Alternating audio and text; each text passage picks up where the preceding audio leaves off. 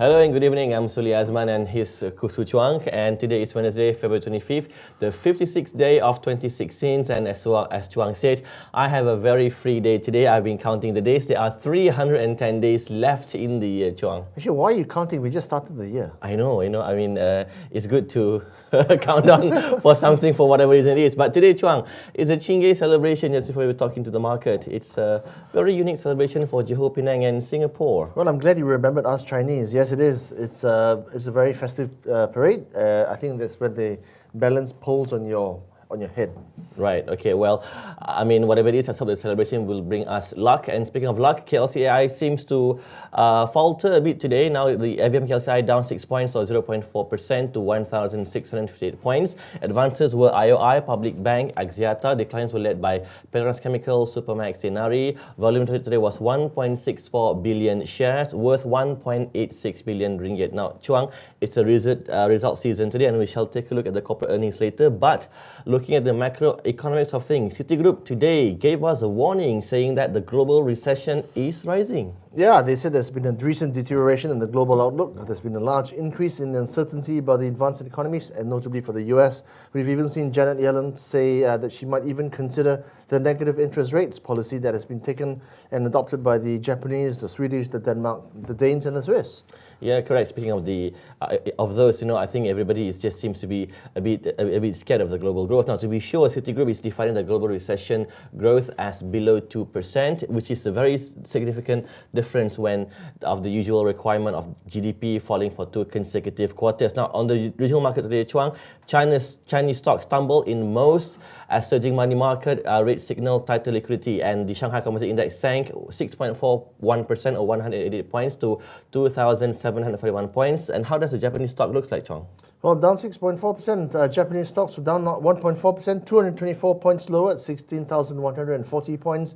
In fact, that was a higher day for them, but yeah, it's a tale of two halves for the Asian markets. Right, okay, let's have a look at what's hot and selling in the local bourse today. Now, we have Protasco Berhad, a mid-cap company whose market cap is around 524 million ringgit. Now, the stock today was closed up 3 cents or 2% higher at 153 cents. Now, it was slightly up today by more than 5% during the intraday trade. Volume was around 8.6 million shares traded. This was because there was two news for Protasco. The first one is that they released the 4-quarter earnings yesterday, as well as the article in The Age where they quoting sources saying that Protasco's federal road maintenance concession was renewed for 10 years. Yeah, there's a long way to go for them, no pun intended. 7,000 kilometers of roads in Terengganu, Kelantan, Selangor, Pahang. This is going to contribute a recurring income of about 250 million ringgit annually for the next 10 years.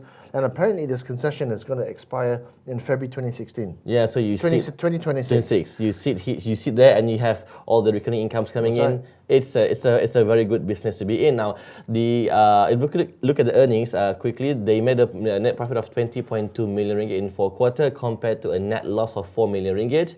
Before, earnings were driven by construction segment. If you look at the overall for FY 2015, net profit was up by 66.24 million ringgit compared to a net loss of 46.44 million ringgit. Yeah, there's some construction earnings as well, driven by the Perumahan Penjawat Awam Malaysia, the PPA1M project.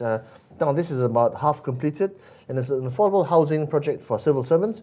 In Putrajaya, the government is committed to building 10,340 units or so, and prices range from as much as 300,000 ringgit to as cheap as 150,000. Yeah, so that really works well for them, because you clinch all these government contracts, right? Building houses and so on, and it's no less than a concession of recurring incomes for the future. And if you look at Protasco, they also have the education segment where they operate Infrastructure University Kuala Lumpur, where they managed to turn out into profits in 2015 with an improvement of 17% in revenue. And in FY 2015, revenue for the university was about 1.4 million ringgit. Now, in summary, Chuang, Protasco was up slightly 5% intraday today on news that they have secured 10-year federal road maintenance concession contract covering some 7,000 kilometers of roads in Terengganu, Kelantan, Selangor, and Pahang. However, Protasco has yet to confirm the story.